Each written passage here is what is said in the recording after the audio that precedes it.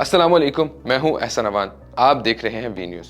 आज हम बात करेंगे पाकिस्तान स्टील मिल्स बंद हालत में भी सालाना 30 अरब रुपए का किस तरह नुकसान कर रही है। पाकिस्तान स्टील मिल पर बंद हालत में भी सालाना 30 अरब रुपए के अखराजात का इंकशाफ हुआ है। पाकिस्तान स्टील मिल्स का कोई खरीदार नहीं मिल सका, जिसके बाद इसे निजकारी की फहरिस्त से खारिज कर दिया गया है। पाकिस्तान स्टील मिल्स की chief financial officer Arif Sheikh ने सेनेट कमेटी को ब्रीफिंग में बताया कि स्टील मिल्स ने हुकूमत पाकिस्तान से 110 अरब रुपए कर्ज लिया, जिसके बाद हुकूमत को सालाना 18 अरब रुपए सूद की मद में अदा करते हैं। सालाना तनख्वाहों की मद में 2.5 अरब रुपए के चार्जेस हैं। सालाना 5 अरब रुपए के यूटिलिटी चार्जेस भी हैं। सेक्रेटरी निजकारी डिवीजन जवाद पाल ने कहा कि गुज़िश्ता माली साल स्टील मिल्स के नुकसानात 206 अरब रुपए थे। स्टील मिल्स की बहाली के लिए 58 करोड़ 40 लाख डॉलर दरकार है। 1.1 मिलियन टन पैदावार सालाना के लिए 58 करोड़ डॉलर से ज्यादा दरकार है। सालाना 30 लाख मैट्रिक टन पैदावार के लिए 1.4 अरब डॉलर की जरूरत है। जबकि ये भी इंकशाफ हुआ है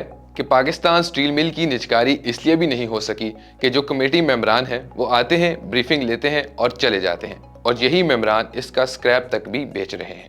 देखते रहिए वी न्यूज़।